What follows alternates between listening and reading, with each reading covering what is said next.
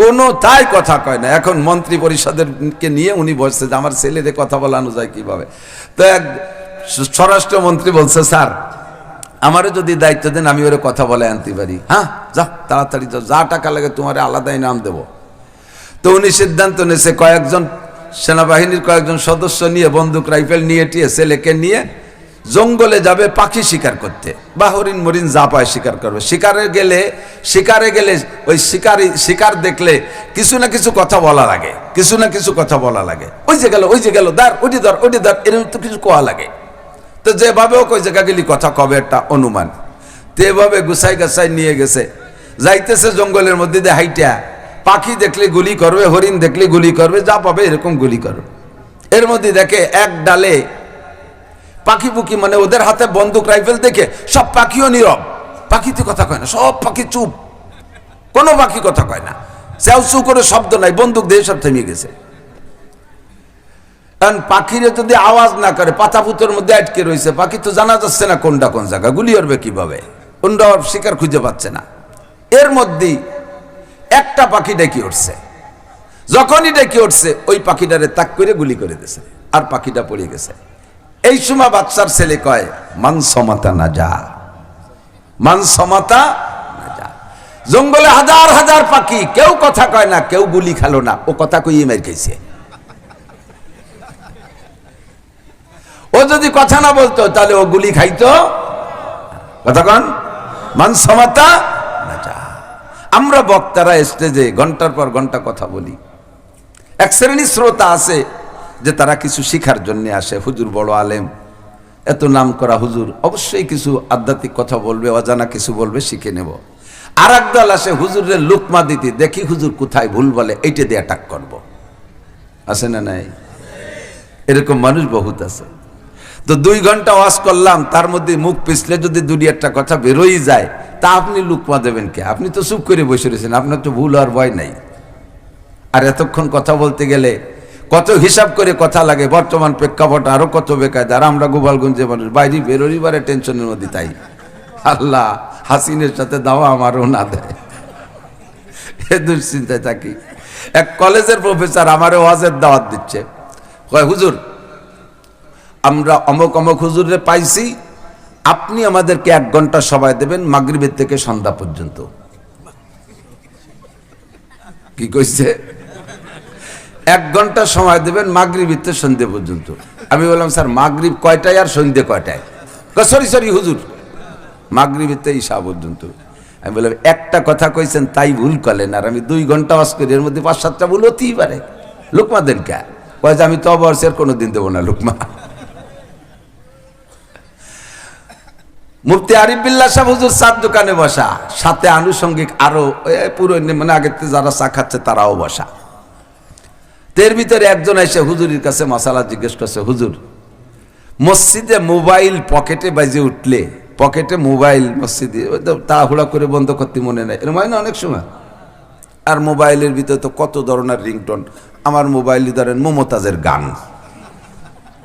তো ইমাম সাহেব যখন সূরা ফাতিহা আল্লাহর গান শুরু করছে, আলহামদুলিল্লাহি রাব্বিল আলামিন আর রহমানির রহিম মালিক ইয়াউমিদ্দিন, ইমাম সাহেব আল্লাহর গান গায়, আর আমার মোবাইলে মমতাজের গান গায়। বুকটা ফাটিয়ে যায়, বুকটা ফাটিয়ে যায়। কোন গান শুনবো হুজুর? ওইটা নাই দিয়া কি করব, মোবাইলের ব্যাপারে পয়সা লাগি।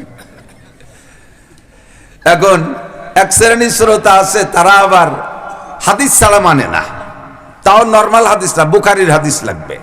আর একদল আছে আহলে কোরআন, খালি কোরআন ছাড়া মানতে রাজি না, স্লোগানও দেয় কোরআন, কি বলে আল কোরআনের আলো ঘরে ঘরে জালো, আল কোরআনের আলো সংসদে জালো, হাদিসের নাম কয় না। এ ওরা রাখবে কায়দা। এখন হুজুরির হঠাৎ দিতে হবে কি দিয়ে, ওই কোরআন আলারে কোরআন দে, আর না আলে হাদিস আলারে হাদিস দে, আর হাদিস আবার বুখারী শরীফ। আপনারা এই জায়গা যারা আছেন সত্যি কথা কন দি, কোরআন শরীফের কোন জায়গা কি মোবাইল লেখা পাইছেন? আমাকে তারেক মুনার বলে ডোনাল্ড ট্রাম্পের নাম পাইছে কোরআন শরীফের মধ্যে।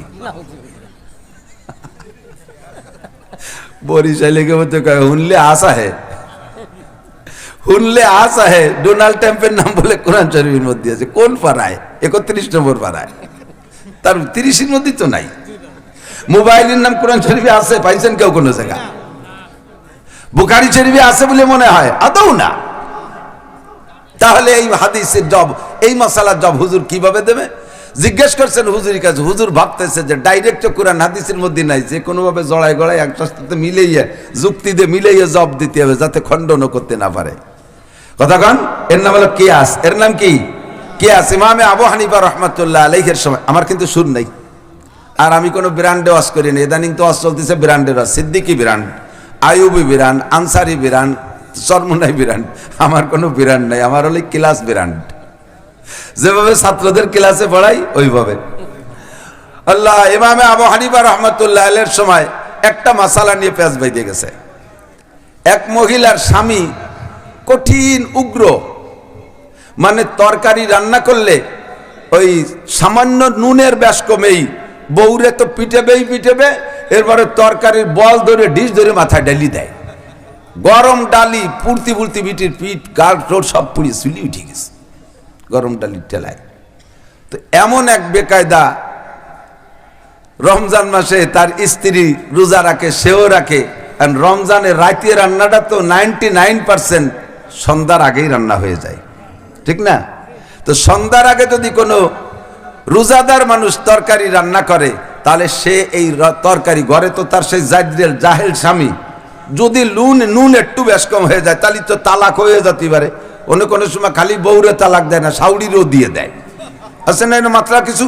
তুই তালাক, তোর মা তালাক, যে হুজুর যে বিয়ে পড়েছে সে হুজুরও তালাক, হুজুর শুদ্ধ তালাক দিয়ে দেয়। এমন মাত্রা স্বামী, তার তরকারিতে লবণ বেশ কম হয়ে গেলে তো পিঠির চামড়া থাকবে না। তো এই মুহূর্তে এই মহিলা জিব্বেই দিয়ে, খেয়াল করেন, একটু তরকারি কি একটু ঝোলের কিছু অংশ জিব্বেই দিয়ে লবণ চাকতে পারবে কি না? কতক্ষণ লবণ চাকতে পারবে? দেখছেন ফতোয়া দিয়ে শুরু হয়ে গেছে। আমি যা ঠেয়াবো বলে করছি তাই কই বেলা দিচ্ছে ফতোয়া। কোন কিতাবে পাইছেন? এখন পারবে তো? রমজান মাসে জিব্বে লবণ ঝাল ইত্যাদি লাগলে এর তো ক্রিয়া কিছুটা কিছু ভিতর পর্যন্ত অনুভব হয়, তাতে কি তার রোজা ভাঙবে না থাকবে? এখন সব মুফতিরা কেউ কোরআন শরীফে মশলা খুঁজে পাই নাই, হাদিসিও পাচ্ছে না, খুঁজে পায় না, তো পাই না। এখন সবাই করছে যে না, এ মশলা তো কোরআন হাদিস পাওয়া গেল না, এখন এজমা করতে হবে বা কিয়াস করতে হবে, কিছু একটা করতে হবে। তো এই খবর যাইতে ইমামে আবু হানিফা রহমাতুল্লাহ আলাইহির কাছে গেছে যে হযরত, এই মাসালাটা আসছে ইস্তেফতা, এর জব কোরআন হাদিসে কি আছে? হ্যাঁ, হাদিসে আছে তো। সব মুহাদ্দিস হতভম্ব, পুরো হাদিস নবী আলাইহিস সালাম থেকে যা আসছে সেই সময় পর্যন্ত সমস্ত হাদিস মুখস্থ করার মানুষ ওই মজলিসে বসা। তারা কয় হুজুর হাদিস যা আছে সব শুনে দিতে পারে, আপনি তালাশ করে দেন দি কোন হাদিসের মধ্যে আছে যে সালুন জিব্বে দিয়ে চাকলি, জোল জিব্বে দিয়ে চাকলি রোজা ছোটে না? কন এই সরাসরি এই ইবারত কন। তো উনি বলতেছে, বেটা এর চাইতে কঠিনটা যদি থাকে, দাড়ি দল্লি তো মোষ এমনি আসে, গাই কিনে আনলি পরে বাসুর পিছনে এমনি আসে না? তাহলে এর সে বড়টা যদি আমার কোরআন হাদিসই পায়, তাহলে ছোটটা টোয়ানোর দরকার কি? অত এমনি হয়ে যায়। সেইটা কি? সাহাবায়ে কেরাম যুদ্ধে গেছে, সাগরের পাড়ে যুদ্ধ করছে লং টাইম। এখন যে পরিমাণ পানি তারা মিষ্টি পানি নিয়ে গেছে খাবারের জন্য, যুদ্ধের সময় লম্বা হয়ে যাওয়ার কারণে সেই পানিতে সংকুলন হবে না শেষ পর্যন্ত। কাজেই তারা চিন্তা করলেন যে এখন যদি আমরা এই পানি দিয়ে অজু গোসল সব করি, তাহলে খাবারের পানি সংকট হয়ে যাবে, কি করা যায়? মাস ছিল রমজান মাস। ওদিকে সাগরের পানি কি পরিমাণ লবণ, জল লবণ বেশি না সাগরের পানি লবণ বেশি? সাগরের পানি লবণ বেশি না? এই সাগরের পানি ছাড়া আর উপায় নাই। তা এখন কি করা যায়? রমজান মাসে রোজা রাখে, তো রোজা থাইকা অজু গোসলটাই মিষ্টি পানি দিয়ে না করে খাবারের পানিটা এটা রাত্রে খাবো আমরা, দিনের বেলা অজু গোসল যা দরকার সাগরের পানি দিয়ে করব। তো সাগরের পানি এতে কুলিও করা যাবে, গোসল তো করাই যাবে, কুলিও করা যাবে। তো এক কুলি পানি মুখের ভিতরে নিয়ে কুলি করলে মুখের সব জায়গা লবণ হয়ে যায় না? তার হালকা হালকা লবণাক্ত গলা পর্যন্ত যায় কি যায় না? তো এত লবণ পানি দিয়ে কুলি করার পরে সেই লবণের কারণে মুখ লবণাক্ত হওয়ার পরেও যদি রমজান মাসে রোজাদারের রোজা না ছোটে, তাহলে ওই বিটি বাড়ি খাওয়ার ভয়তে একটু জিব্বে সালুন চাকছে, তাতে রোজা ছুটবে কে? সবাই কয় বুড়ে বাবা, এ কি বুড়োর বুড়ো, কোন জায়গাতে কি সংগ্রহ করে নিয়ে এসছে। আল্লাহু আকবার। আবু হানিফা বুদ ইমামে বাসফা বু হানিফা বুদ ইমামে বাসাফা আসরাজে উম্মতানে মুস্তাফা। আল্লাহ পাক রব্বুল আলামিন সূরা তারকার কাছেও যদি ইলম গোপন রেখে থাকেন, আমার নবী বলেন আমার উম্মতের মধ্যে একটি মানুষ হবে সে সূরা তারকার কাছ থেকে ইলম সংগ্রহ করে আইনা উম্মতের প্লেটে পৌঁছে দিতে পারবে। সারা পৃথিবীর উলামায়ে কিরামের ব্যাপারে একমত, সেই ব্যক্তি ইমামে আবু হানিফা রাহমাতুল্লাহ আলাইহি। ইদানিং কালে পাঙ্কু শিক্ষিত, পাঙ্কু শিক্ষিত বোঝেন তো, ওই যে হিজবুত তাওহীদের পাঙ্কু সেলিম আছেন একটা, আরো পাঙ্কু পাঙ্কু জীবনে আরবিটাও পড়তে পারে না, কোরআন শরীফও পড়তে পারে না, আরবি রিডিং পড়তে পারে না, মাদ্রাসায় পড়ে নাই, স্কুল কলেজ ইউনিভার্সিটিতে পড়িয়া 2-4 খান চটি বই পড়ে কোরআন হাদিস সব শিখে ফেলাইছে। তারা এসে কয় আবু হানিফা লেখাপড়া জানতো না, উনার ইমাম ছিল না, ইমাম শাফি তো একেবারেই দামলা ছিল, আর ইমাম আহমদ ইবনে হাম্বল কোনো লেখাপড়া জানতো না। ওরা কয় বাবা এটা পড়ি টুড়ি বস্তা পড়ে গাদি দিয়ে থুইছে। এ কথা নবী 1000 বছর আগে বলে গেছে। ওয়ালা আনা আখিরু হাযিহিল উম্মতি আউওয়ালাহা, যখন দেখবা উম্মতের শেষকালের কিছু পাঙ্কুরা আইসা আগের বড় বড় মানুষদের সমালোচনা করবে, তাদের সম্পর্কে ইমাম আবু হানিফার নামাজ হয় না, ইমাম শাফির নামাজ হয় না, আরে আহমদ শফি সাহেবের নামাজ হয় নাই, সদর সাহেবের নামাজ হয় নাই, আবুল হাসান যশোরী নামাজ হয় না, তবলিগ আলাগে নামাজ হয় না, মুফতি আরিফ বিল্লাহর নামাজ হয় না, নামাজ সব খালি ওদের হয়, এইরকম ফতোয়া দেনেওয়ালা এক শ্রেণীর মূর্খ বের হবে কিয়ামতের আগে। কথা বলেন। হুজুরের কাছে জিজ্ঞেস করছে, হুজুর কোন দিয়ে তাহলে মোবাইলে কি মমতাজের গান শুনবো না আল্লাহর গান শুনবো? ফতোয়া দেন। হুজুর ভাবতেছেন যে কি দিয়ে কিভাবে মিলানো যায়। তুই ভাবতে এদিক দিয়ে চার দোকানে মুফতি তো পাইকারি ধরে বিড়ি খাচ্ছে আর ফতোয়া দিচ্ছে, বিড়ি খা মুফতিরা জাড়িয়ে ফতোয়া দিয়ে দিচ্ছে, বিড়ি দুমার মুখ ফতোয়া একসাথে বকবক করে বাজিতে দাঁড়িয়েছে। হুজুর আপনি থামেন আমরা কই, হুজুর আপনি থামেন আমরা কই। এত ফতোয়া দিয়ে এত গরজ খেয়া। হুজুরের উপস্থিতিতে আমি একটা উসুল বলে দিয়ে যাই। কোন একটা বিষয়, শরীয়তের বিষয় যদি আপনাকে জিজ্ঞাসা করা হয়েছে, আপনি কোরআন হাদিস পড়িও মাসলাটা জানেন নাই, অথবা কোন যোগ্য মুফতি আলেমের কাছ থেকে পড়িও আপনি শুনিও আপনি শেখেন নাই, কিন্তু আপনার যুক্তি আর উক্তি আর নিজের জ্ঞান দিয়ে উত্তর দেন। কথা কি বুঝতেছেন? কথা বুঝতেছেন? মাসলা একটা জিজ্ঞাসা করছে, আপনি কিতাব থেকে পড়িও শেখা নাই আপনার ওই মসলাটার জব, অথবা ভালো কোনো আলেমের কাছ থেকে শুনিও শেখা নাই, কিন্তু আপনার কাছে জিজ্ঞেস করে ফেলাইছে। এখন আপনার একটা ইজ্জতের ব্যাপার হয়ে গেছে, কারণ আপনি লেখাপড়া না জানলেও ভালো বড় আলেম, লেখাপড়া জানে না কিন্তু বড় আলেম, তার মানে বড় যুব্য গায়ে দিয়া পাগড়ি একটা বান্দা নতুন হজ করিয়েছে, ঠেয়া যেন বিশাল বড় আলেম, অথচ লেখাপড়া জানে না। এখন এত বড় মানুষ আমার কাছে জিজ্ঞেস করছে, যদি না কতিবাড়িতে ইজ্জত থাকে না, এই ইজ্জত বাঁচানোর জন্য জবাবেরটা দেশেন যুক্তি দিয়ে, কিন্তু আসলে মিলে গেছে, সহি হয়ে গেছে, এটা কোরআন হাদিস অনুযায়ী জব দিয়েছেন, অথচ আপনি পড়েন নাই। কথা কি বুঝছেন? যদি শুদ্ধ হয়, অশুদ্ধ পরে, যদি আপনি শুদ্ধ জবাব দেন তবু আপনার একটা কবিরা গুনাহ হবে। আপনি জব দিয়েছেন না, এতে একটা কবিরা গুনাহ হবে। কবিরা গুনাহ হবে, আমি তো শুদ্ধ জব দিছি। আসেন বলে দেই কেন হবে। আমার ছোটবেলায় দেখেছি, সে সময় এত ডাক্তার তো ছিল না, ডাক্তার তো কম ছিল, আর এত অভিজ্ঞতা মেশিন পাতি তো কিছুই ছিল না। একটু এই যে কানে দিয়ে একটু বইয়ের সাথে একটু লাগানো, যেটা ওইটা ছিল খালি, আর এক্সরে ছিল, বেশি কিছু ছিল না। এই আল্ট্রাসাউন্ড, ইসিজি আরো কত তত আবিষ্কার হয়েছে, কিছু ছিল না। আগের এই ডাক্তাররা চিকিৎসা করতো কিভাবে, যে রোগী গেলে এরকম আপনার সকালে পায়খানা বক্সা হয়, তাই না? আপনার ঘুমের থেকে ওঠার পরে চোখ জ্বলে, এই নাড়ি ধরে কত না মনে আছে নি মুরব্বী, ঠিক না? এক ডাক্তার কম্পাউন্ডার নিয়ে রুগী দেখতে গেছে, যাইয়া রুগীর হাত ধরিয়া ওইরকম বলতেছে, তুমি কি খাইছ? তা রুগী একটু অচেতন ভালো বল, তুমি সকালে খই খাইছ না?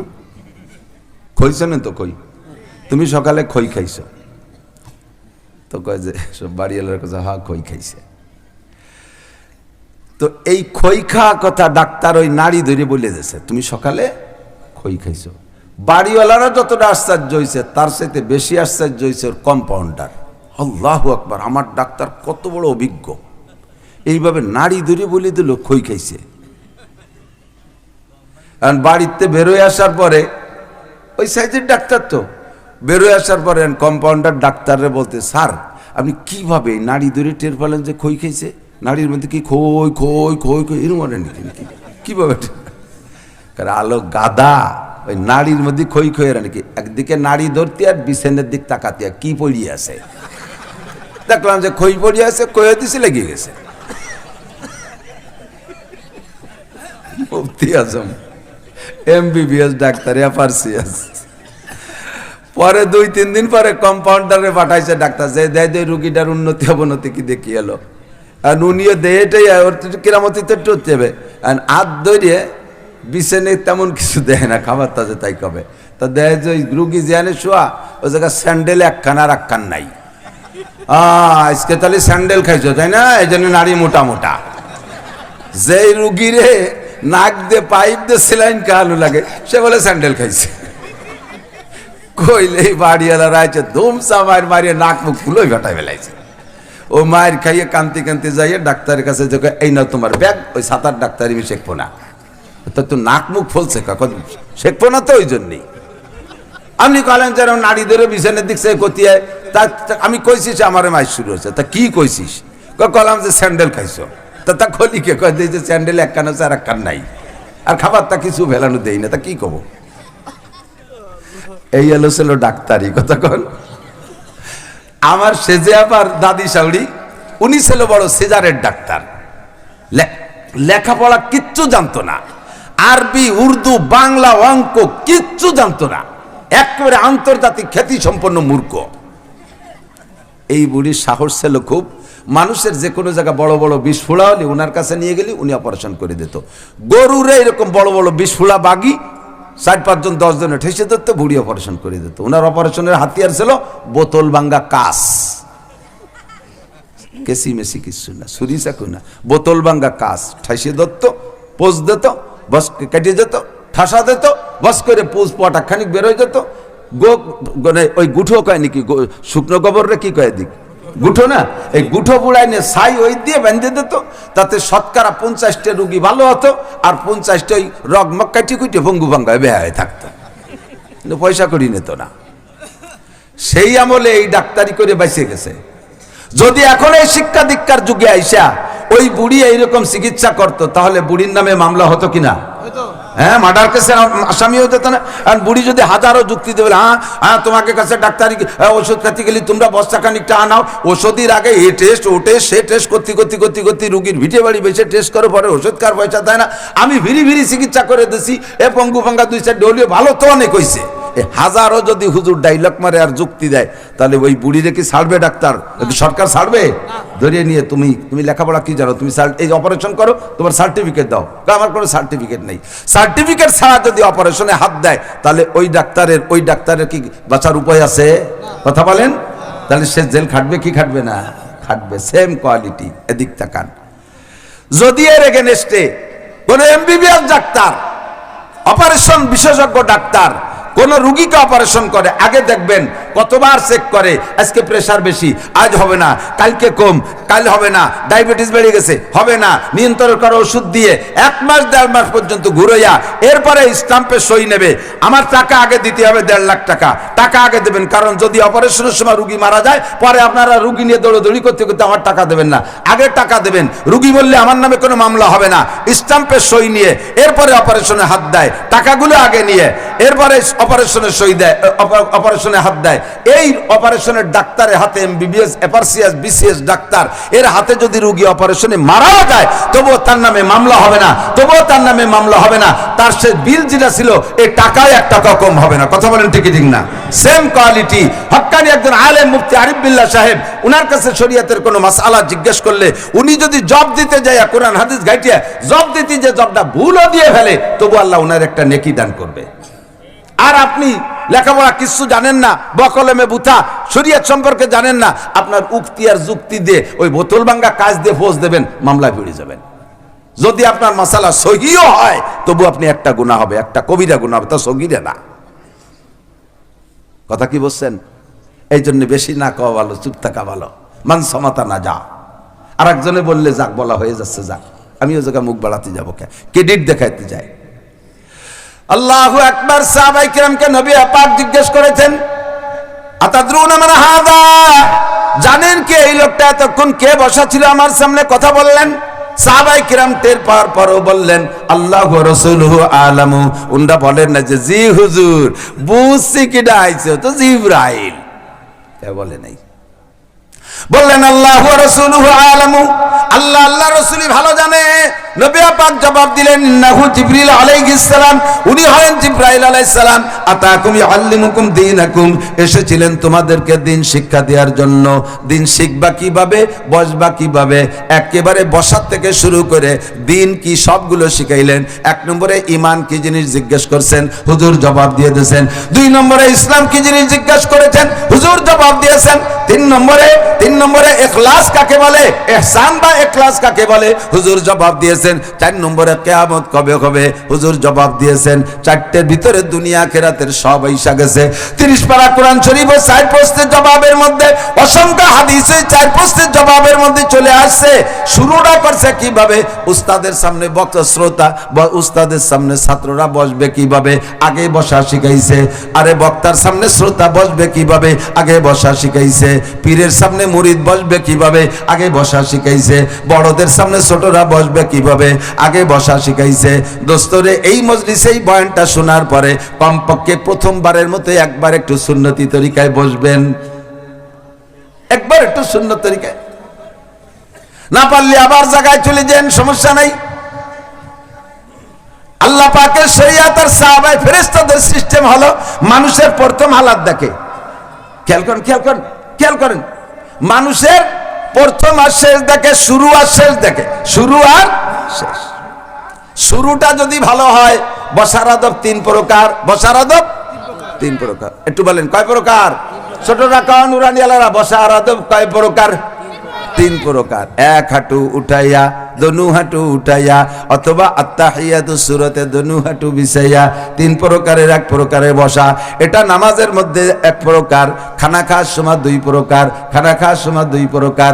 তার ভিতরে নামাজের মধ্যে যেটা, এটা হলো মূল সুন্নাত। এভাবে বসে খানাও খাইতে পারেন আপনি খানা খাওয়ার সময় এভাবে আত্তাহিয়াতু সূরাতে বসছেন, কিন্তু বেশিক্ষণ পারতেছেন না। খানা খাওয়ার সময় পাছার নিচে পিড়ি দিয়া 2 হাঁটু উঠাইয়া বসাও সুন্নাত। আপনার বুড়িটা যদি এত বড় হয়, এই বুড়িয়ালা পেটালা মানুষ যদি 2 হাঁটু উঠে পাছার নিচে পিড়িয়ে দিয়ে বসে, কতক্ষণ থাকতে পারে? ওর পেটে ওরে ঠেলা দিয়ে চিৎ করে বেলা দেবে না? মোটা মানুষের রান মোটা, ও বাবাও বসতে পারে না, এক পায়ের উপরে ভর দিয়ে আর এক পা খাড়া করে বেশিক্ষণ থাকতে পারে না। কয় তুমি পারবা না, এটা আল্লাহ জানে। লা ইউকাল্লিফুল্লাহু নাফসান ইল্লা উসাহা। আল্লাহ পাক মানুষকে সাধ্যের বাইরে কষ্ট দেয় না। মানুষের যেখানে যে কষ্ট, সেখান থেকে আল্লাহ ব্যবস্থা রেখেছেন। ইউরিদুল্লাহু বিকুমুল ইউসরা ওয়া লা ইউরিদু বিকুমুল উসর। আল্লাহ পাক সর্বক্ষেত্রে আসানের মুআমালা করেছেন। নবী পাক বলেন, শুরুটা করো সুন্নতি তরিকায়, এরপরে তুমি যদি ওভাবে বসে না থাকতে পারো, চেয়ারে উঠে টেবিলে খাও গে যাও, সমস্যা নাই। দরকার হয় সামনে একটা টুল নিয়ে যেভাবে পারো বসে খাও তুমি, তারপরে প্রয়োজন হয় দরকার হয় শুয়ে খাও তবুও, কিন্তু শুরুটা করো তুমি বসার সুন্নত 3 তরিকার 1 তরিকায়। রাতের বেলা ঘুমানোর সময় কিভাবে ঘুমাবেন? ঘুমানোর সময় আপনি মুহাম্মাদি ফিগার বানায় ঘুমাবেন। মুহাম্মাদি ফিগার, আমার দিক তাকান, মুহাম্মাদি ফিগার কাকে বলে? আমার বডির দিক তাকাইলে বুঝবেন আমি যেভাবে ভাঁজ দিয়ে আছি, এই অবস্থায় যদি উত্তর দিক মাথায় দিয়ে শুই, বাংলাদেশের থেকে আরবিতে লেখে ডান পাশ দিয়ে, আরবিতে ডান পাশ দিয়ে লেখে। পশ্চিম দিক কিবলামুখী হয়ে শোয়া হবে। ডান কাতে পশ্চিম দিক কায়তে শুইলে সিনাটা কিবলার দিকে থাকবে, মুখটা কিবলার দিক থাকবে, কিবলামুখী হয়ে শোয়া সুন্নাত। এবার মুহাম্মাদি বডি বানাইয়া, মুহাম্মাদি বডি মানে হাতে যদি এভাবে রাইকে আপনি কায়তে শোন, দেখবেন আপনার বডির মধ্যে মুহাম্মদ শব্দ লেখা হয়ে গেছে।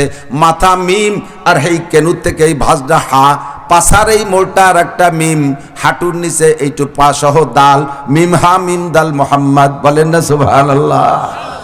মুহাম্মাদি ফিগার বানায় আপনি শুইছেন, এভাবে আপনার ঘুম এসে গেছে।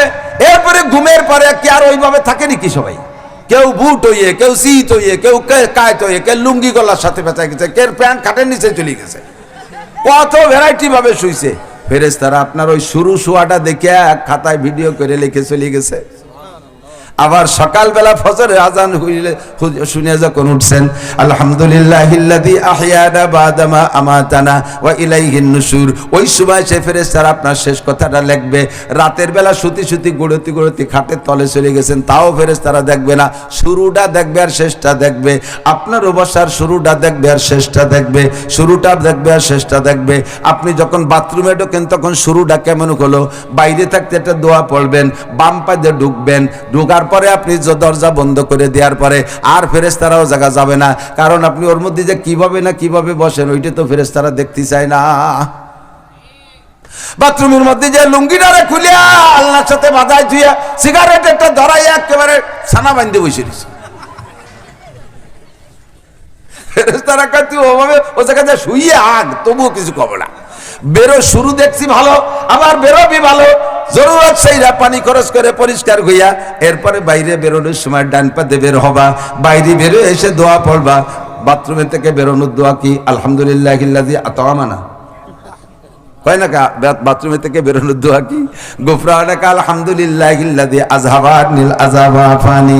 বেরোয় এসে শুকর আদায় করবেন, বেরোয় এসে শুকর আদায় করবেন। গুফরানাকা, আল্লাহ ক্ষমা চাই তোমার কাছে, আলহামদুলিল্লাহ সব প্রশংসা তোমার, আল্লাযী আযহাবা আনিল আযা, যে আল্লাহ আমার পেটের থেকে কষ্টদায়ক জিনিস বের করে দিয়েছে, ওয়া আফানি, আমি বড় অশান্তিতে ছিলাম, আমাকে শান্তি দিয়েছেন। পেটের মধ্যে যদি বাথরুম আটকে যায়, পরিষ্কার যদি না হয়, ক্লিয়ার না হয়, বড় অশান্তি লাগে কি লাগে না?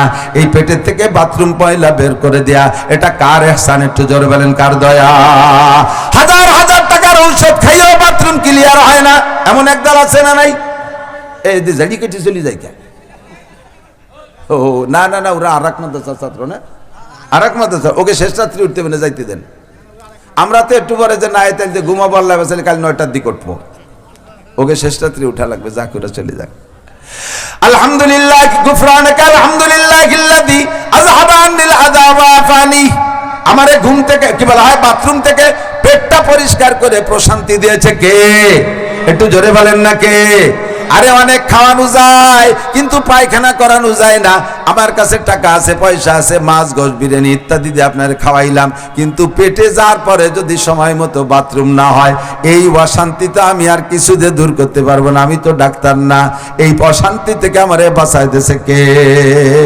ঘুমানোর সময় দোয়া পড়ছেন, আল্লাহুম্মা বিসমিকা আমুতু ওয়া আহইয়া, আল্লাহ তোমারই নামে মরিতেছি, আবার তোমার নামে বাঁচবো।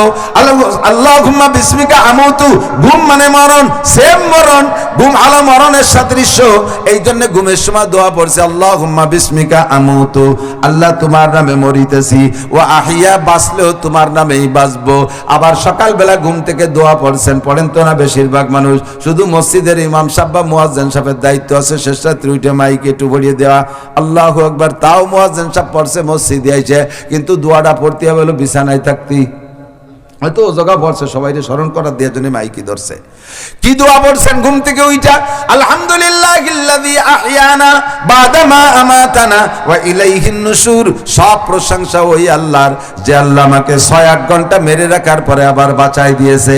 আহইয়ানা, আমাদেরকে বাঁচিয়ে দিয়েছেন, বা'দা মা আমাতানা, কিছুক্ষণ মেরে রাখার পরে, তার মানে ঘুমছিলাম মানে মরা ছিলাম, ঘুমছিলাম মানে মরা ছিলাম। মরা মানুষের ঘরের থেকে যদি চোরে ডাকাতি অনেক মাল নিয়ে যায়, মরা মানসিক তা ঠেকাইতে পারে, আর ঘুমন্ত মানুষের ঘরের ভিতরে চোরে সিংকাইটা ঢুইকা অনেক কিছু বেড়ে নিয়ে যায়। আরে মরা মানুষের ঘরের কাছে, মাথার কাছ থেকে নিয়ে গেল যেমন টের পাই না, ঘুমন্ত মানুষের কাছ থেকে নিয়ে গেলেও টের পায় না। কাজেই মরা আর ঘুম প্রায় সেম। এই জন্য দোয়া করছি, আলহামদুলিল্লাহিল্লাযী আহইয়ানা বা'দা মা আমাতানা ওয়া ইলাইহিন নুশুর, সব প্রশংসা ওই আল্লাহর, যে আল্লাহ আমাকে কিছুক্ষণ মেরে রাখার পরে আবার আমাকে বাঁচাই দিয়েছেন। বলেন না আলহামদুলিল্লাহ ওয়া ইলাইহিন নুশুর। যুবক খেয়াল করো, যে আল্লাহ 6 ঘন্টা মেরে রাখার পরে সকালবেলা বাঁচাই দিতে পারছে, ওই আল্লাহ তাআলা স্থায়ী মরণ দেওয়ার পরে আবার কিয়ামতে উঠাইতে পারবে কি পারবে না? একটু জোরে বলেন, পারবে কি পারবে না? তাহলে কোন তামাশায় পড়া তুমি পাগলামি সাগলামি করো? তুমি কি মনে করছো? ভাবছো দুনিয়াটা মস্ত বড়, খাও দাও ফুর্তি করো, আগামীকাল বাঁচবে কিনা তা তো অবশ্যই বলতে পারো না। আর বাঁচলে না, মরিয়ে গেলে মরা পর্যন্ত যদি শেষ হইতো তাহলে কোনো ওয়াজ নসিহত করতাম না, বরঞ্চ আপনাদের চাইতে আমরাও আকাম বেশি করতাম। কারণ দুনিয়ার থেকে যতটুকু ভোগ করে পারি, মরা পর্যন্ত শেষ, মাটি হয়ে যাব তো আর কি আছে। কাজেই মরার আগে জেনা, ব্যভিচার, মদ, গাঁজা বা ফেন্সিডিল, হিরোইন, সুদ, ঘুষ, চুরি, ডাকাতি, উচ্চমি, বদমায়েশি যা আছে সব করিয়ে যাব মন বইরা, কারণ মরা পর্যন্তই শেষ। কিন্তু দুঃখের বিষয় হলো বা আফসোসের ভয়ের বিষয় হলো মরা পর্যন্ত শেষ না, বরঞ্চ মরার থেকে আসলটা শুরু হবে। কথা বল, মরার পরে আসল শুরু, মরার পরে আবার উঠতে হবে। আল্লাহ কা মিনহা খলাকনাকুম ওয়া ফিহা নুঈদুকুম, মিনহা খলাকনাকুম ওয়া ফিহা নুঈদুকুম ওয়া মিনহা নুখরিজুকুম তারাতান উখরা। ও মানুষ, তোমারে মাটি থেকে বানাইছি। জোরে বলেন, আমাকে আপনাকে কি দিয়ে বানাইছে? জানা আছে কি দিয়ে বানাইছে? বানাইছে কি আপনার আমার আব্বা মা, আমার আপনার রাজা রানী, আমার আপনার নেতা নেত্রীরা, নাকি আমারে বানাইছে আমার আল্লাহ? আল্লাহ কা তোরে কেউ বানাই নাই, 33 কোটি দেবদেবী তোরে বানাই নাই, দুনিয়ার কোন রাজা বাচ্চা বানাই নাই। মিনহা খলাকনাকুম, মাটি থেকে আমি তোরে বানাইছি। আল্লাহ কা আমি তোরে বানাইছি। অফিহা নুঈদুকুম, আবার তুমি যত পাগলামি করো, যত নেতা হও, যত ধনী হও, যত বড় লোক হও, আলা ইয়া সাকিনাল কসরিল মুআল্লা, আলা ইয়া সাকিনাল কসরিল মুআল্লা সাতুদফানু আন করিবিন ফিত তুরাবি, গর ইমারত রাবরি বার আসমা আকিবাত জেরে জমি গর্দিনহা। 500 তলা দালাল মানে তার মাথার উপরে যদি বসবাস করো, ওখান থেকেও তোমাকে মাটির নিচে আসতেই, তোমাকে আসতে হবে না আনা হবে, আসতে হবে না আনা হবে। আবার মাটির নিচে যাওয়ার পরে তুমি মনে করছো মাটির নিচে চলে আইছে, আর কি হয়ে গেল, মরে গেলাম, মাটি হয়ে গেলাম, আর কোনো ঝামেলা নাই। আল্লাহ কা মিনহা নুখরিজুকুম তারাতান উখরা, আবারও তোরে আমি বের করব। কিভাবে বের করবে? এদিক কিয়ামতের মাঠে আল্লাহ পাক বড় বিপদে পড়ে যাবে। কারণ এসে আদম থেকে মানুষ মরা শুরু হচ্ছে, কিডা কোন জায়গা মরি রয়েছে ওই মনে রাখা সম্ভব নাকি? কারণ হাসরের মাঠে আল্লাহ নর্মালি একটা ডাক দেবে, এই কে কোন জায়গা মরছিস, আমি তো তালাশ করে পাচ্ছি না, একটু উঠিয়ে আয়, এরকম কবে না? একটা হিসেব নিকেশ আছে, পরে আবার দরকার হয় চলে যাচ্ছে, একটু উঠিয়ে আয়, শোনা আমি তো খুঁজে পাচ্ছি না, কিডা বাংলাদেশে মরছিস, কিডা ইন্ডিয়া মরছিস, কিডা কোন চায়না জাপানে মরছে, আমি তো তালাশ করে পাচ্ছি না, আগান বাগানে, তো একটু উঠিয়ে আয়। আল্লাহ তো তেল মেরে কবে না, আল্লাহ কয় নুখরিজুকুম, আমিনহা নুখরিজুকুম, আমি বের করে ছাড়বো, কোন জায়গা পলায় থাকতে পারবি না। আমিনহা নুখরিজুকুম তারাতান উখরা। হে নারী আর পুরুষ, পাগলামি করিস না, একটু সামলাইয়া যা। যুবকরা রাস্তায় চলাফেরার ভিতরে ভদ্র হয়ে যাও। ওয়ালা তামশি ফিল আরদি মারাহা ইন্নাকা লান তাখরিকাল আরদা ওয়া লান তাবলুগাল জিবালা তুলা। আল্লাহ কায় জমিনের উপর দিয়ে অহংকারের সাথে গুতা বাইরা, ধাক্কা বাইরা, অহমিকার সাথে চলিস না। তোর পায়ের ধাক্কায় এক মুঠ মাটিও সরে না। তুই পাহাড়ের চাইতে উঁচু হইতে পারিস নাই। তোর চাইতে বহুত বড় বড় বিটা মানুষে মারতে আমার একটা পয়সাও লাগে নাই। হায়াত কিবা খুলাসাতুল আম্বিয়া, খুলাসাতুল আম্বিয়া একটা কিতাব, ওর ভিতরে লিখছে উজ পহলানের নাম শুনছেন আপনারা? উজ নাম শুনছেন? উজ পহলান, ওর নাম হলো উজ, আইন জিম উজ। ওর মার নাম সফুরা, ওর বাপের নাম উজ। ওর নানার নাম আদম আলাইহিস সালাম, আদম আলাইহিস সালামের মেয়ে সফুরা, সফুরার ছেলের নাম উজ। আদম সন্তানের ভিতরে ওর চাইতে বড় জোয়ান জন্ম নেয় নাই। ও লম্বা ছিল 3600 গজ, 3.5 কিলোমিটার। ঝিনাইদহ শহরে ঢুকলি ওরে সুতি দিয়া জায়গা হতো না। যে লোকটা 3.5 কিলোমিটার লম্বা হয়, ও লোকটাই 1 কিলোমিটার চওড়া হয়। আমি 3.5 হাত লম্বা, 1 হাত চওড়া না? তাহলে যে লোকটা 3.5 কিলোমিটার, 3600 গজ মানে 3.5 কিলোমিটার, 3.5 কিলোমিটার লম্বা, 1 কিলোমিটার চওড়া। আল্লাহু আকবার। ও যদি একক তো পায়খানা করে দামরাই কজন তলে ভরি মরি যাব। ও জোরে পেশাব করে দিলে আমরা বাইচে চলে যাব নদী দিয়ে। ওটা মরছে না, কি বলে আছে না মারা গেছে? একটু বলেন আছে না মারা গেছে? আরে অত বড় মাস্তান রে মারতে আমার একটি পয়সা খরচ হয় নাই। তোমার মতো ঝিনাইদহ, গোপালগঞ্জ, কালীগঞ্জ, আরে মাগুরা ফাগুরা যেখানে আছো বাংলাদেশি মস্তান, তোমাদেরকে মারতে আমার একটা পয়সাও লাগে না। শুক্রবারে একটা ঝাঁকি দিছি, মনে আছে? এদিকে হয়েছে না ঝাঁকি? শুক্রবারে একটা ঝাঁকি দিছি, আব্বাই 5 বছরে বাচ্চারে ফেলাই দিয়ে দে দৌড়। আব্বাই 5 বছরের ছেলেরে ফেলাই দিয়ে দৌড়, ঘরের ভিতরে বউ বাচ্চারে ফেলে রেখে দৌড় মারছে। একটা মাত্র জাকি দিছি, তেমন কোনো ক্ষয়ক্ষতি করিনি। একটা বিল্ডিং আমি ভাউড়মুড় করে ভেঙে ফেলাই নাই, কোনো জায়গায় একটা জমি দশাই দেই নেই, কিন্তু এমন একটা জাকি দেবো, ইজা জুলজিলাতিল আরদু জিলজালাহা ওয়া আখরাজাতিল আরদু আসকালাহা। ওই দিনের জাকিতে ভিতরে যা আছে সব উগরাই দেবে। ইজা সামাউ ফাতারাত ওয়া ইদাল কাওয়াকিবু ইনতাসারাত ওয়া ইদাল বিহারু ফুজ্জিরাত ইজা ওয়াকাতিল ওয়াকিয়া লাইসা লিওয়াকাতিহা কাযিবা খাফিদাতুর রাবিয়া ইজা রুজ্জাতিল আরদু রাজ্জা ওয়াবুসাতিল জিবালু বাসসা ফাকানাত হাবাআম মুনবাসসা। পাহাড় পর্বতগুলো তুলার মতো উড়বে, আসমানটা ফাইটে টাস টাস করে চুরো চুরো হয়ে যাবে, পায়ের নিচে জমিনটা হারিয়ে যাবে। এমন একটা ঝাঁকি একদিন আসতেছে। কথা বলেন আসতেছে কিনা? ও যুবক, পাগলামি করো না, মুস্তানি করো না, একটু মোটরসাইকেলটা ভদ্রতার সাথে চালাও। এমন ভাবে চালায় মোটরসাইকেলের চাল চলন দেখা শয়তান খালের নিচে নামিয়ে দাঁড়ায়। আল্লাহ, তোমার কাছ থেকে আমি কিয়ামত পর্যন্ত হায়াত নিয়ে আইছি, পাং কুগে মোটরসাইকেলের সাথে লাগলে আমি মরি যাওয়ারই পথে। দোস্তরে, শয়তান মরে না, মূর্তি মূর্তি তুমি মরো। কথা কন, মূর্তি মূর্তি মোটরসাইকেল নিয়ে তুমি মরো, ওইভাবে চলো না। তুমি বেঁচে থাকো, তুমি বড় দামি মানুষ হও। আপনাদের এই জিনেদার সন্তান আমাদের গোপালগঞ্জে এই 1 বছর উনি এসপি ছিলেন, অত্যন্ত ভদ্র মানুষ, অত্যন্ত ভালো মানুষ। আপনাদের এই জিনেদার কি বলা চিফ জুডিশিয়াল ম্যাজিস্ট্রেট আমাদের গোপালগঞ্জে এখনো রানিং আছে। আপনাদের এই যশোরের সন্তান ডিসি কামরুজ্জামান সাহেব গোপালগঞ্জে একেবারে গোপালগঞ্জ জয় করে থুয়ে চলে গেছে।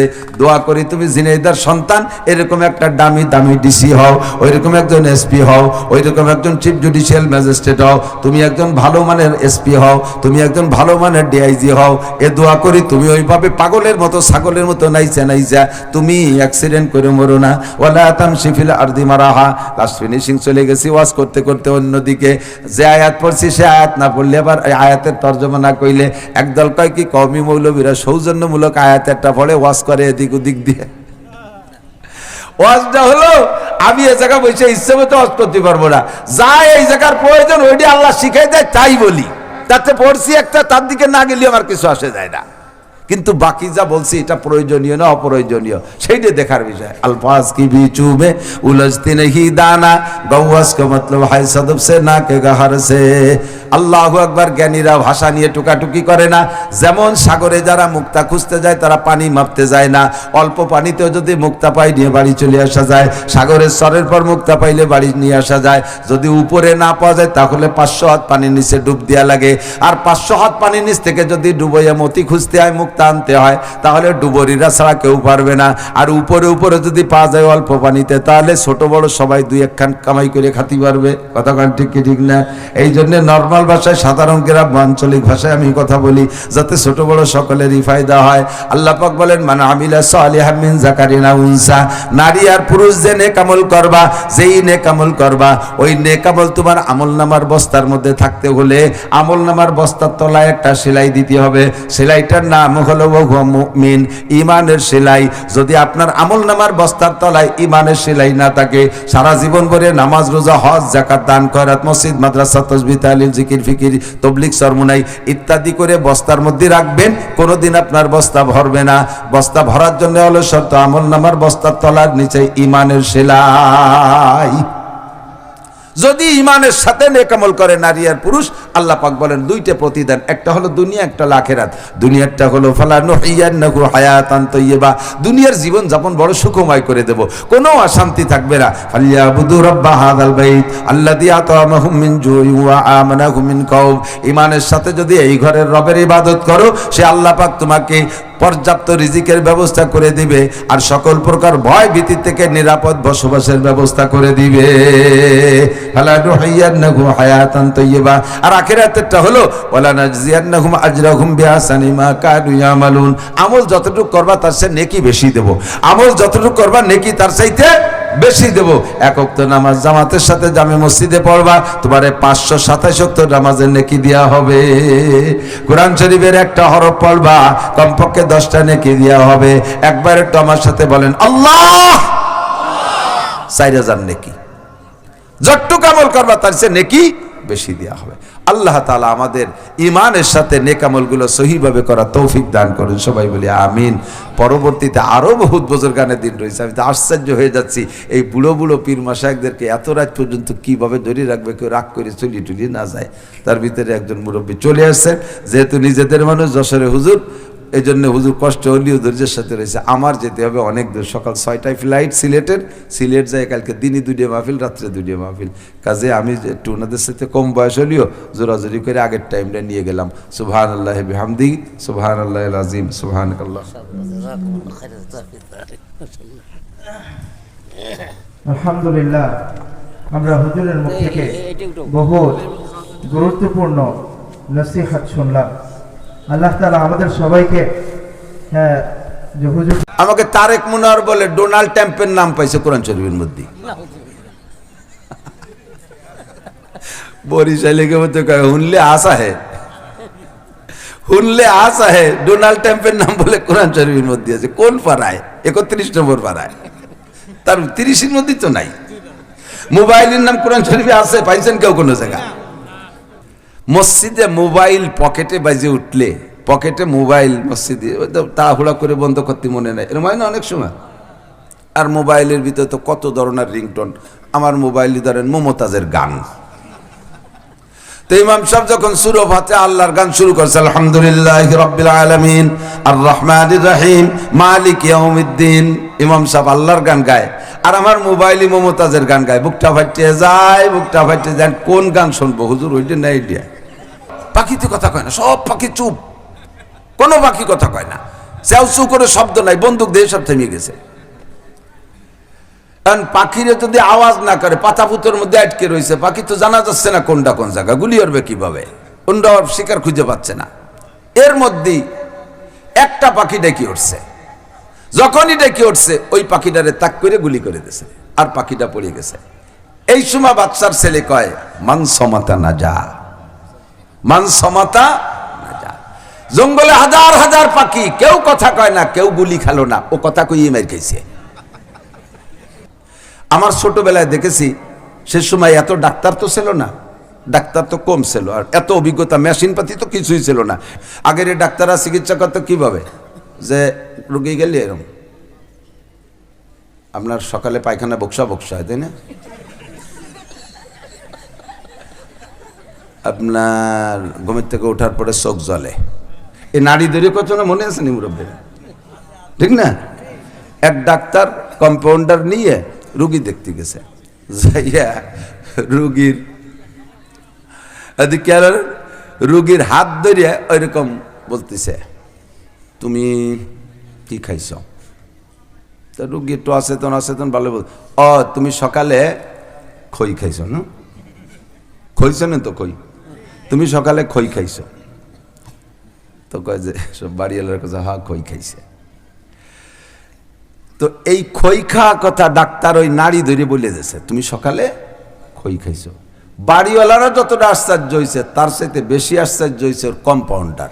আল্লাহু আকবার, আমার ডাক্তার কত বড় অভিজ্ঞ, এইভাবে নাড়ি ধরে বলে দিল খই খাইছে। কারণ বাড়িতে বেরোয় আসার পরে ওই সাইজের ডাক্তার তো বেরোয় আসার পরে কম্পাউন্ডার ডাক্তাররে বলতে, স্যার আপনি কিভাবে নাড়ি ধরে টের পেলেন যে খই খাইছে? নাড়ির মধ্যে কি খই খই খই খই এরকম নাকি কিভাবে? আলো গাদা, ওই নাড়ির মধ্যে খই খই নাকি, একদিকে নাড়ি ধরতে আর বিছানের দিক তাকাতে কি পড়িয়ে আছে, দেখলাম যে খই পড়িয়ে আছে, কয়ে দিছে লেগে গেছে। মুফতি আজম MBBS ডাক্তার এফআরসিএস।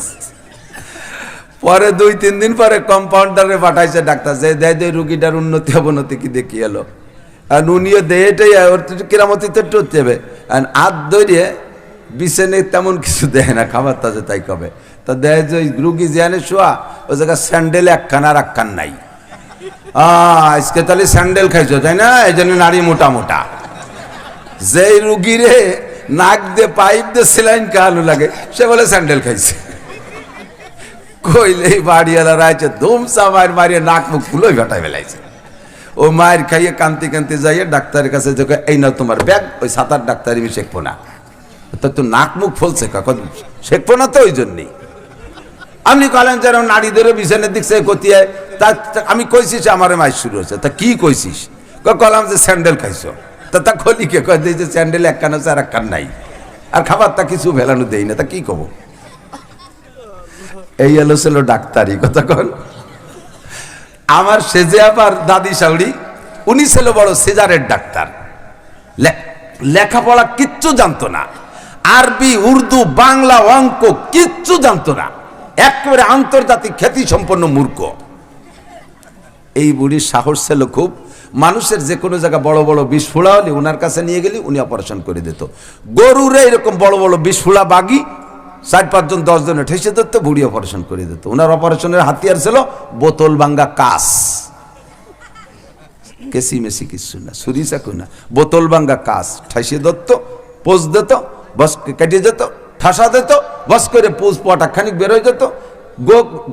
ওই গুঠো কয় নাকি, শুকনো গোবররে কি কয় দিক গুঠো না, এই গুঠো বুড়াই নিয়ে ছাই ওই দিয়ে বেঁধে দিত, তাতে শতকরা 50টা রুগী ভালো হতো, আর 50টা ওই রগ মক্কাটি কুইটে ভঙ্গু ভাঙ্গায় বেহায় থাকতো, কিন্তু পয়সা করি নিত না।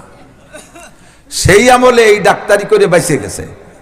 যদি এখন এই শিক্ষা দীক্ষার যুগে আইসা ওই বুড়ি এইরকম চিকিৎসা করতো, তাহলে বুড়ির নামে মামলা হতো কিনা? কিয়ামতের মাঠে আল্লাহ পাক বড় বিপদে পড়ে যাবে। কারণ এই সে আদম থেকে মানুষ মরা শুরু হচ্ছে, কিডা কোন জায়গা মরি রয়েছে ওই মনে রাখা সম্ভব নাকি? আর হাসরের মাঠে আল্লাহ নর্মালি একটা ডাক দেবে, কে কোন জায়গা মরছিস, আমি তো তালাশ করে পাচ্ছি না, একটু উঠিয়ে আয়, এরকম কবে না? একটা হিসেব নিকেশ আছে, পরে আবার দরকার হয় চলে যাচ্ছে, একটু উঠিয়ে আসুন, আমি তো খুঁজে পাচ্ছি না, কিডা বাংলাদেশে মরছি, কিডা ইন্ডিয়ায় মরছি, কিডা কোন চায়না জাপানে মরছি, আমি তো তালাশ করে পাচ্ছি না, আগান বাগানে, তো একটু উঠিয়ে আয়। আল্লাহ তো তেল মেরে কবে না, আল্লাহ কয় নুকরি জুকুম, আমি না নুকরি জুকুম, আমি বের করে ছাড়বো, কোনো জায়গা পলায় থাকতে পারবি না। আদম আলাইহিস সালামের মেয়ে সফুরা, সফুরার ছেলের নাম ওজ। আদম সন্তানের ভিতরে ওর চাইতে বড় জোয়ান জন্ম নেয় নাই। ও লম্বা ছিল 3600 গজ, 3.5 কিলোমিটার। ঝিনাইদহ শহরে ঢুকলি ওরে সুতি দিয়া জায়গা হতো না। 3.5 কিলোমিটার লম্বা, 1 কিলোমিটার চওড়া। আল্লাহু আকবার। ও যদি একক তো পায়খানা করে দামরাই কয়জন তলে ভরি মরি যাব। ও জোরে পেশাব করে দিলে আমরা বাইচে চলে যাব নদী দিয়ে। আরে অত বড় মাস্তান রে মারতে আমার একটি পয়সা খরচ হয় নাই। তোমার মতো ঝিনাইদহ, গোপালগঞ্জ, কালীগঞ্জ, আরে মাগুরা ফাগুরা যেখানে আছো বাংলাদেশি মস্তান, তোমাদেরকে মারতে আমার একটা পয়সাও লাগে না। শুক্রবারে একটা ঝাঁকি দিছি, মনে আছে? এদিকে হয়েছিল ঝাঁকি, শুক্রবারে একটা ঝাঁকি দিছি, আব্বাই 5 বছরে বাচ্চারে ফেলাই দিয়ে দে দই। একটু দুরূদ শরীফ পড়ি, আল্লাহর রহমত 10 গুণ বেড়ে যাবে। আল্লাহুম্মা সাল্লি আলা মুহাম্মাদিন ওয়া আলা আলি মুহাম্মাদ কামা সাল্লাইতা আলা ইব্রাহিম ওয়া আলা আলি ইব্রাহিম ইন্নাকা হামিদুম মাজিদ। আল্লাহুম্মা বারিক আলা মুহাম্মাদিন ওয়া আলা আলি মুহাম্মাদ কামা বারাকতা আলা ইব্রাহিম ওয়া আলা আলি ইব্রাহিম ইন্নাকা হামিদুম মাজিদ। ঐতিহ্যবাহী হাজী আলাউদ্দিন মদিনাতুল উলুম ইসলামিয়া মাদ্রাসা এর উদ্যোগে হাফেজ ছাত্রদের পাগড়ি প্রদান উপলক্ষে 6ষ্ঠ বার্ষিক ওয়াজ ও দোয়া মাহফিল। মাহফিলের সম্মানিত সভাপতি উস্তাজুল আসাতিজা হযরতুল আল্লাম হযরত মুফতি আরিফ বিল্লাহ কাসেমি হাফিজাহুল্লাহ। মাহফিল উপলক্ষে দাওয়াতি উলামাই কেরাম, বাংলাদেশের উল্লেখযোগ্য পীর মাশায়েখ হযরতে উলামাই কেরাম, মাদ্রাসার সুযোগ্য সুদক্ষ মোহতামিম সাহেব হুজুর, সাহেবে ইলম, সাহেবে আমল, সাহেবে আমানত, সাহেবে তাকওয়া, সাহেবে ফিকির, যোগ্য আসাতেজায়ে কেরাম, আজিজাম তুলাবা, এই অঞ্চলের অনেক অনেক উলামাই কেরাম, আইম্মায়ে মাসাজিদ, প্রাণপ্রিয় দেশবাসী, মোটামুটি শীতের রাতের যথেষ্ট পরিমাণ অতিবাহিত হয়ে গেছে। ঝিনাইদহ জেলা সদরের হাজারো লাখো মানুষের মধ্য থেকে আল্লাহ পাক রব্বুল আলামিন সাময়িক জান্নাতের বাগানে বসার জন্য, কিছুক্ষণের বাসিন্দা হওয়ার জন্য আমাদেরকেই পছন্দ করে ডেকে নিয়ে এসেছেন। আয়া নেহি হো বুলায়া গয়া হো, ইচ্ছা মতো আসি নাই, আল্লাহ ডেকে নিয়ে এসেছেন। ইচ্ছা মতো যদি আসতাম তাহলে আমরা ছাড়াও আরো অনেক মানুষ আসতে পারত। মেহেরবান আল্লাহ পাক যাকে ভালোবেসেছেন, পছন্দ করেছেন, যার ইহকাল ও পরকালের কল্যাণ ও কামিয়াবি মঞ্জুর করেছেন, তাকেই আল্লাহ পাক ডেকে নিয়ে আসছেন। রব্বুল আলামিনের এই সুনিপুণ নির্বাচনে নির্বাচিত হতে পেরে আমরা একটু শুকর আদায় করি, আলহামদুলিল্লাহ।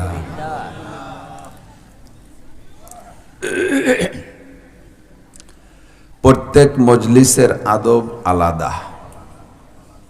গানের মজলিসের একরকম আদব, রাজনৈতিক সমাবেশের একরকম আদব। মাঝে মাঝে দেখবেন হাটে বাজারে লেকচারাররা আসে, দাঁতের মাজন বিক্রি করে, সাপ খেলা বান্দর খেলা দেখায়, কিছু সালসা মালসা আজগুবি কিছু ওষুধপাতি তৈরি করে এনে বিক্রি করে, যা আসমান জমিনের নিচে কোথাও পাওয়া যায় না ওনার কাছে ছাড়া।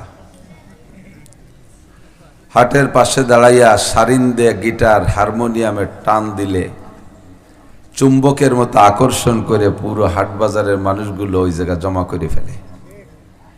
লাইট নাই, প্যান্ডেল নাই, স্টেজ নাই, কোনো সাজসজ্জা নাই, গেট নাই, লোকের অভাব নাই। ও জায়গারও একটা আদব আছে, সামনে দিয়ে কিছু লোক বসে থাকে, পিছন দিয়ে বেশিরভাগ মানুষ দাঁড়ায় থাকে।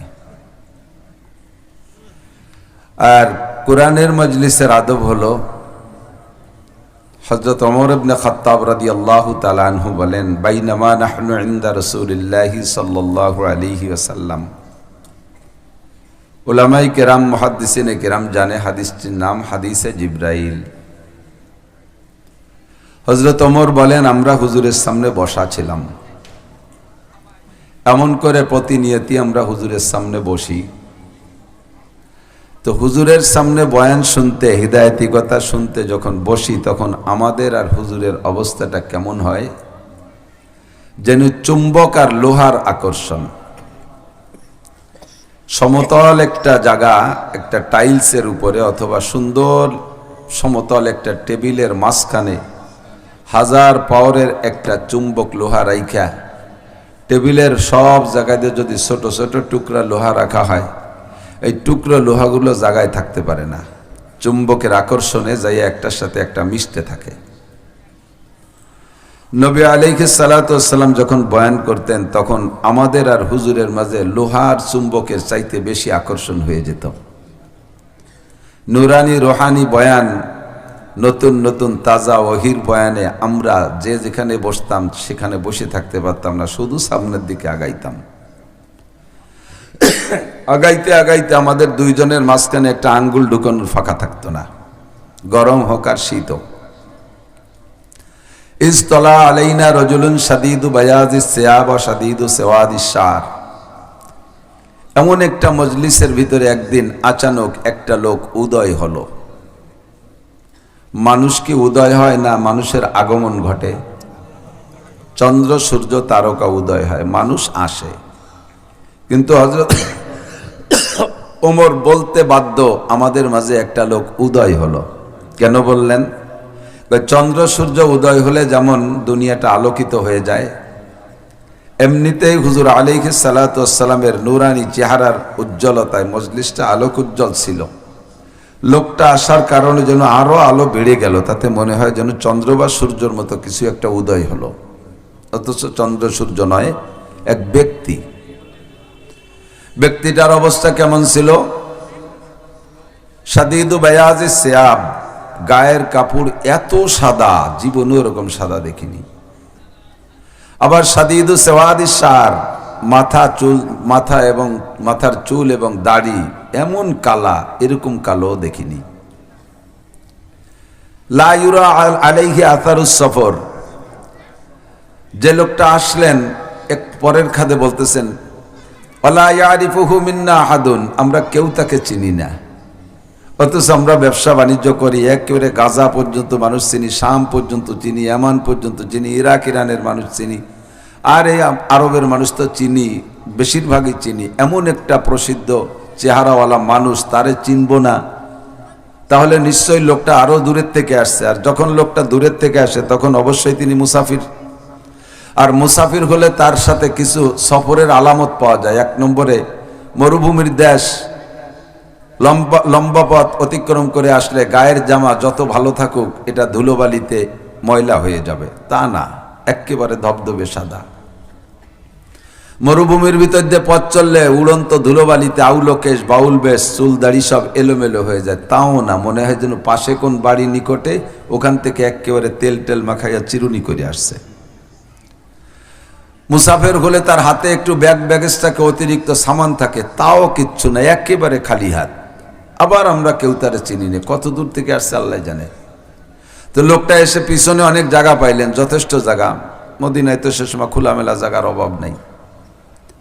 তো লোকটা পিছনে অনেক জায়গা থাকতো, পিছনে বসলেন না, উকি মারিয়ে দেখতেছে মাঝে কোনো ফাঁকা আছে কিনা। তো মাঝখানে কোনো ফাঁকা পাইলেন না, আরো গলা উঁচিয়ে দেখলেন হুজুর আলাইহিস সালাম আর সামনে সবচাইতে নিকটে যেই সাহাবা হযরত সিদ্দিক আকবর, আবু বকর রাদিয়াল্লাহু তাআলা আনহু, দুইজনের মাঝখানে একটা সিট খালি আছে, আর সব ঘন হয়ে গেছে। তো উনি মাঝখান দিয়ে হাত ঝুঁকায় ফাড়তে সামনে এসে হাত্তা জালাসা ইলা নবী সাল্লাল্লাহু আলাইহি সাল্লাম, হুজুর আলাইহিস সালামের সামনে বসে গেলেন।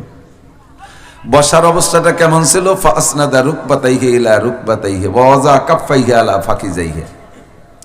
বসার অবস্থাটা ছিল উনি এসে হুজুরের হাঁটুর সাথে হাঁটু মিশিয়ে দিয়ে বসলেন, আর ফাঁকা নাই তো, পিছনে একজন, সামনে আর বসতে যতটুকু লাগে, হাঁটুর সাথে হাঁটু মিশিয়ে দিয়ে বসলেন। আর ওয়াজা কাফাইহি আলা ফাকিজাইহি, নিজের হাত দুটো রানের উপরে রাখলেন। মুহাদ্দিসিনে কিরাম বলেন রানের উপরে রাখার ব্যাখ্যা, হুজুরের রানের উপরেও রাখতে পারেন অথবা নিজের রানের উপরেও রাখতে পারেন।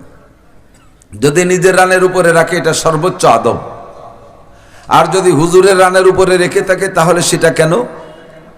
সেটা হলো হুজুরের মনোনিবেশ উনার দিকে যাতে পরিপূর্ণ পড়ে, দৃষ্টিটা যাতে হুবহু পড়ে, এই জন্য, আর হুজুর যাতে এদিক ওদিক খেয়াল না করে, এই উদ্দেশ্যে হুজুরের রানের পরও হাত রাখতে পারে।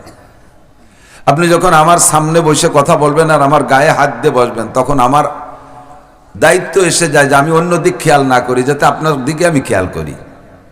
হয়তো এই মনোনিবেশ আর খেয়ালটা তৈরি করার জন্য এই অবস্থাটা সৃষ্টি করেছেন। কারণ বক্তা কথা বলবে আর শ্রোতা এদিক সেদিক মুখ ঝাঁকাঝাঁকি করবে, তাতে কথা ভিতরে ঢুকবে না। বক্তা আর শ্রোতা সেম কোয়ালিটি অফ খেজুর গাছ আর কলস। আপনাদের এদিক খেজুর গাছ কেটে রস বেরোয় না? খেজুর গাছ কাইটা কলস পাইতে রস ধরে, তো কলসটা যদি অনেক লুজ করে ঢিলা করে ঝুলাইয়া পাতে, তাহলে বাতাসে ধাক্কা খায়, কাকশালিকে ঠেলা ধাক্কা দেয়, রাতের বেলা চামচিকে, বাদুর, কাঠবিড়ালি এরা ঠেলা ধাক্কা দেয়। রস যতই পড়ুক ভিতরে ঠিক মতো যাবে না, বাইরে বাইরে এদিক সেদিক পড়বে বেশি, ঠিক না? তো এই রস যদি পাইতে হয় তাহলে কলসটা পাতার সিস্টেম কি? নালি বলে নাকি, ওই কুঞ্চি দিয়ে যেটা বানায় নালি, এই নালিটা কলসের মুখের মধ্যে ঢুকাই দিয়া টাইট করে পাততে হবে, যাতে বাতাসে আর কাকশালিক আর চামচিকে বাদুরে ঠেলা ধাক্কা দিতে না পারে। রস যা পড়বে সব যাতে ঠিলের মধ্যে পড়ে। বক্তারা একটা খেজুর গাছ, মুখ একটা নালি, শ্রোতারা কলস। যদি এটা টাইট করে পাতা থাকে তাহলে যা পড়বে সব ঠিলে কলসের মধ্যে যাবে। তাই যে গুড় হবে, জাউ হবে, রস হবে, ইত্যাদি ইত্যাদি, যা যা এক গ্লাস এমনিও খাতে পারবেন, বেশি খাতে পারবেন, নানান উপকারিতা আছে। আর যদি ঠিলে ডারে ডিল করে পাতেন আর মাঝে মাঝে আবার মুখ মারিয়ে দেন বাদাম, চানাচুর আবাই দিয়ে যদি বাড়ি দুড়ি দিতে তাহলে থাকেন, তাহলে রস পড়েই যাবে, কিন্তু ঠিলের পেট ভরবে না কোনোদিন।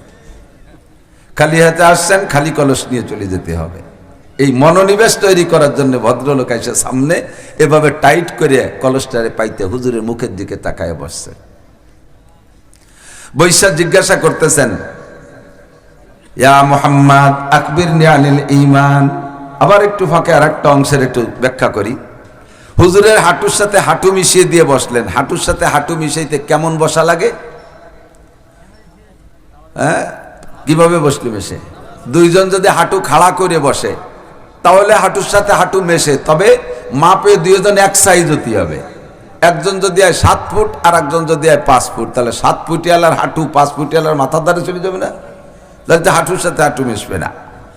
আর দুইজন যদি আসন দিয়ে বসে, এই সাধুকে মতো আসন দিয়ে বসে, তাহলে 7 ফুটিয়ালার হাঁটু ভেসালের বাঁশের মতো কদ্দূর চলে যাবে, আর 5 ফুটিয়ালার হাঁটু তার কোলের মধ্যে পড়ে যাবে, মিশবে না। একজন যদি হাঁটু যেভাবে পারছে বসছে, আর একজন যদি পা দুটের এইভাবে টান টান টান খাড়া করে দিয়ে বসে, সোজা টান টান করে দিয়ে বসে, তাহলে হাঁটুর সাথে হাঁটু মিশবে? একজনের হাঁটু আর একজনের পায়ের তলা। একটা কায়দাই আছে বসার, সেটা হলো হাঁটুর সাথে হাঁটু মিশে দিয়ে বসতে, সেটা হলো আলা হাইয়াতিত তাশাহুদ আত-তাহিয়াতুস সূরাতে বসা। কতক্ষণ এই জিনিসটা বোঝা গেছে কিনা? হাদিসে আসছে হাত্তা জালাসা ইলা নবী সাল্লাল্লাহু আলাইহি ওয়াসাল্লাম ফাসনাদা রুকবাতাইহি ইলা রুকবাতাইহি, হুজুরের হাঁটুর সাথে হাঁটু মিশিয়ে দিয়ে বসেন। বলেন নাই যে হাঁটু খাড়া করে দিয়ে মিশাইছে, নাকি আসন দিয়ে মিশাইছে, নাকি আত-তাহিয়াতুস সূরাতে বসছে, কোনোটা বলে নাই। কিন্তু আমরা সকলে বুঝে ফেলেছি, আমার মনে হয় এখানে বুঝতে কের বাকি নাই, আমরা সকলেই বুঝে ফেলাইছি কিভাবে বসছিলেন। অনুমান হয়, বলবেন না একটু? নামাজ